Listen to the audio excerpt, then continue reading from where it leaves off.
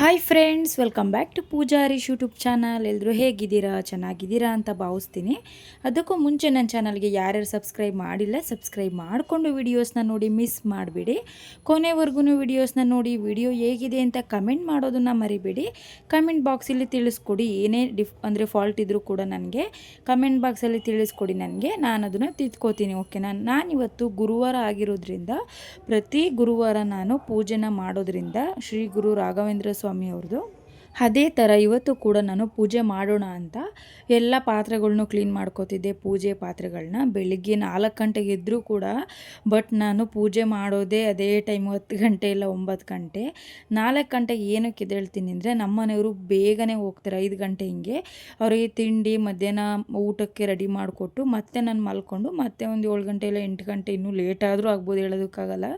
ನನಗೆ ನಿದ್ದೆ ಮಾಡಲಿಲ್ಲ ಅಂದರೆ ನನಗೆ ನಿಜವಾಗ್ಲೂ ತಲೆನೇ ಓಡಲ್ಲ. ಯಾರು ಹೆಂಗೋ ಗೊತ್ತಿಲ್ಲ, ಕೆಲವ್ರು ಎಷ್ಟು ನಿದ್ಗೆಡ್ತಾರೋ ಅವ್ರಿಗೆ ಏನೂ ಆಗೋದಿಲ್ಲ. ನನಗಂತೂ ನಿದ್ದೆ ಇಲ್ಲ ಅಂದರೆ ನನಗೆ ತಲೆನೇ ಓಡಲ್ಲ, ನನಗೆ ತಲೆನೋವು ಸ್ಟಾರ್ಟ್ ಆಗಿಬಿಡುತ್ತೆ. ಸೊ ಅದಕ್ಕೋಸ್ಕರ ನಾನು ಎದ್ದು ಆಮೇಲೆ ಕೆಲಸಗಳನ್ನ ಮಾಡ್ಕೋತೀನಿ. ಇವತ್ತು ಕೂಡ ಹಾಗೇ ಎದ್ದು ನಾನು ಒಂದು 8 ಗಂಟೆ ಹಿಂಗೆ ಎದ್ದು ಪೂಜೆ ಪಾತ್ರೆಗಳನ್ನೆಲ್ಲ ಕ್ಲೀನ್ ಮಾಡ್ಕೊಂಡು, ನಾನು ಯಾವಾಗ್ಲೂ ಸ್ನಾನ ಬಂದೇನೆ ನಾನು ಪೂಜೆ ಪಾತ್ರೆಗಳನ್ನ ಕ್ಲೀನ್ ಮಾಡೋದು. ಅದೇನೋ ಒಂಥರ ಮನಸ್ಸಿಗೆ ಸಮಾಧಾನ ಇರುತ್ತೆ ಅಂತ ನಾನು ಆ ಥರ ಮಾಡ್ತೀನಿ. ಯಾರು ಹೆಂಗೆ ಮಾಡ್ತಾರೋ ಅವ್ರವ್ರಿಗೆ ಅನಿಸಿದಂಗೆ ಮಾಡ್ತಾರೆ.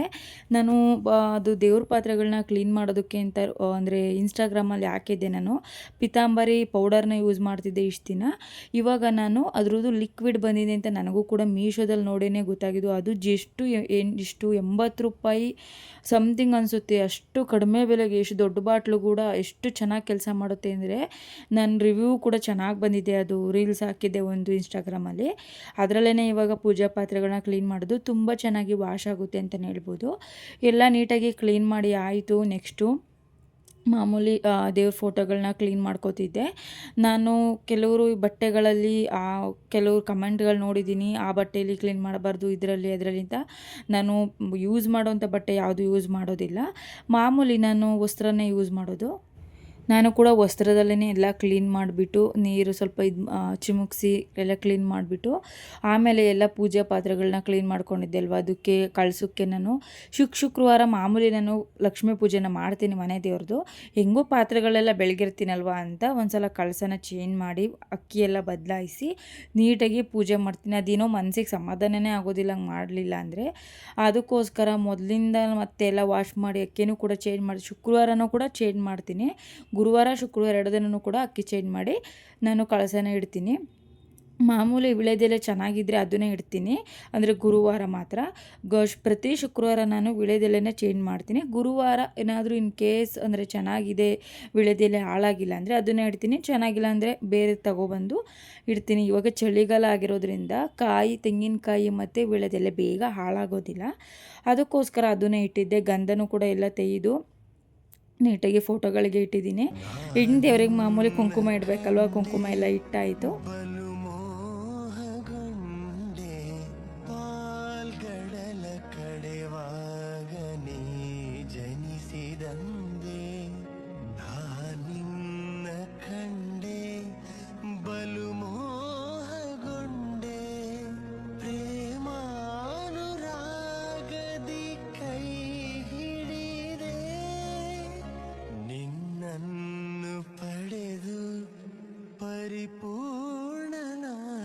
ನಾನು ದೇವ್ರ ಹತ್ರ ಬೇಡ್ಕೊಂಡಿದ್ದೆ, ಅಂದರೆ ಒಂದು ಅರ್ಕೆ ಅಂತಲೇ ಅಂದ್ಕೊಳ್ಳಿ. ನನ್ನ ಪುಟ್ಟದಾದ ಒಂದು ಅರ್ಕೆ ಮಾಡ್ಕೊಂಡಿದ್ದೆ. ನನ್ನ ಮನಸ್ಸಿಗೆ ಏನು ಅನಿಸುತ್ತೆ ಅದನ್ನು ನಮ್ಮ ಕೈಲಿ ಎಷ್ಟಾಗುತ್ತೆ ಅಷ್ಟನ್ನು ಮಾಡ್ಕೋಬೇಕು.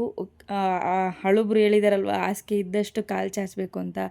ಆ ರೀತಿ ನನಗೆ ಅನಿಸಿದ್ದು, ನನ್ನ ಮೈಂಡಲ್ಲಿ ನನಗೇನೋ ಒಂದು ಆಗಬೇಕಿತ್ತು ಕೆಲಸ, ಅದಕ್ಕೆ ಬೇಡ್ಕೊಂಡಿದ್ದೆ.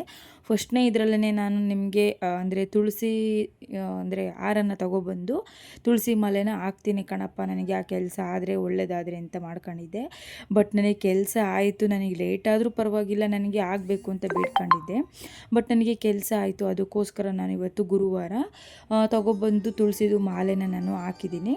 ಮತ್ತು ನಾನು ಬೇಡ್ಕೊಂಡಿದ್ದೀನಿ, ನಾನು ಪೂಜೆ ಮಾಡಿ ಇಷ್ಟು ದಿನ ನಡೆಸ್ಕೊತೀನಿ, ಅಷ್ಟು ದಿನವೂ ತುಪ್ಪದ ದೀಪನ ಹಚ್ಚುತ್ತೀನಿ ಅಂತ ನಡೆಸ್ಕೊಂಡಿದ್ದೀನಿ.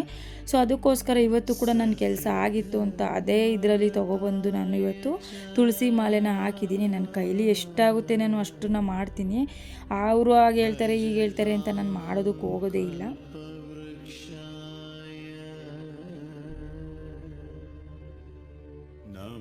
ಪೂಜೆ ಎಲ್ಲ ಆಯಿತು. ನಾನು ಮಲ್ಲಿಗೆ ಹೂವು ಕೂಡ ತಂದಿದ್ದೆ, ಬಟ್ ಆದರೆ ನಾಳೆ ಶುಕ್ರವಾರಕ್ಕೆ ಆಗುತ್ತೆ ಅಂತ ನಾನು ಹಾಗೆ ಇಟ್ಟಿದ್ದೀನಿ. ಮಲ್ಲಿಗೆ ಹೂವನ್ನ ಪ್ರತಿ ಶುಕ್ರವಾರ ಹಾಕಬೇಕು. ನಮ್ಮನೆಯವರು ಇಲ್ಲಾಂದರೆ ಬೈತಾರೆ, ನೀನು ಮಲ್ಲಿಗೆ ಹೂವು ಹಾಕೋದೇ ಇಲ್ಲ ಅಂತ. ಮನೆ ದೇವರು ಲಕ್ಷ್ಮಿಯ ದೇವರು ಆಗಿರೋದ್ರಿಂದ, ದುರ್ಗಮ್ಮ ಲಕ್ಷ್ಮೀ ದೇವರು ಹಾಕಲೇಬೇಕಲ್ವ. ಒಂದೊಂದು ಸಲ ನಾನು ಮರ್ತು ಬಿಡ್ತೀನಿ, ಇಲ್ಲಾಂದರೆ ಅಲ್ಲಿರೋದಿಲ್ಲ.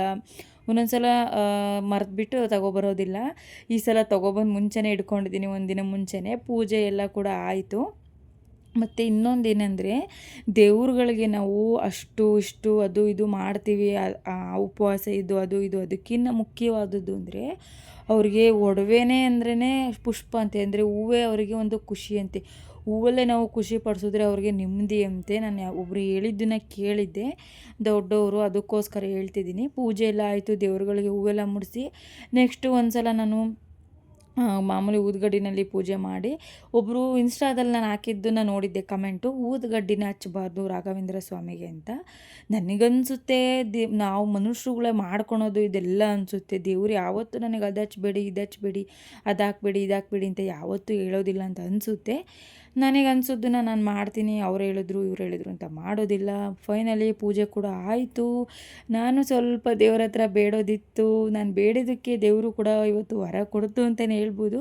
ನೀವು ಅಬ್ಸರ್ವ್ ಮಾಡಿ, ನಾನು ಅದಕ್ಕೋಸ್ಕರ ಅಂತಲೇ ವೀಡಿಯೋನ ಮಾಡಿ ಶೇರ್ ಮಾಡಿರೋದು. ನಿಜವಾಗ್ಲೂ ಇದೇ ಫಸ್ಟು ಈ ಥರ ನಾನು ವೀಡಿಯೋ ಮಾಡಿ ಶೇರ್ ಮಾಡಿರೋದು. ಅಬ್ಸರ್ವ್ ಮಾಡಿ, ಅಲ್ಲಿ ಹೂ ಬೀಳೋದನ್ನು ಅಬ್ಸರ್ವ್ ಮಾಡಿದ್ರೆ ಗೊತ್ತಾಗುತ್ತೆ. ನನಗಂತೂ ಇವತ್ತು ಮನಸ್ಸಿಗೆ ಸಮಾಧಾನ ಇತ್ತು. ಪ್ರತಿ ಗುರುವಾರ ಈ ಥರ ನನಗೆ ನೀಟಾಗಿ ಪೂಜೆನ ಮಾಡಿದ್ರೆ ಮನಸ್ಸಿಗೆ ಸಮಾಧಾನ ಅನ್ನಿಸ್ತು. ಏನೋ ನಮಗೆ ತೋಚಿದ್ದನ್ನು, ನಮ್ಮ ಮನಸ್ಸಿಗೆ ಅನಿಸೋದನ್ನು ಮಾಡ್ತೀವಿ. ಏನೇ ತಪ್ಪಿದರೂ ಕೂಡ ಕ್ಷಮಿಸಿ, ದೇವರು ಹೊಟ್ಟೆಗೆ ಹಾಕ್ಕೊಳ್ಳಿ ಅಂತ ಬೇಡ್ಕೊತೀನಿ. ಎಲ್ರಿಗೂ ಒಳ್ಳೇದು ಮಾಡಲಿ, ಎಲ್ಲರ ಆರೋಗ್ಯನೂ ಚೆನ್ನಾಗಿ ಕೊಡಲಿ ಅಂತ ಬೇಡ್ಕೊತೀನಿ. ನೀವು ಕೂಡ ಕೊನೆವರೆಗೂ ವಿಡಿಯೋ ನೋಡೋದಕ್ಕೆ ತುಂಬ ಧನ್ಯವಾದಗಳು. ನೆಕ್ಸ್ಟ್ ವಿಡಿಯೋದಲ್ಲಿ ಸಿಗೋಣ. Thank you so much.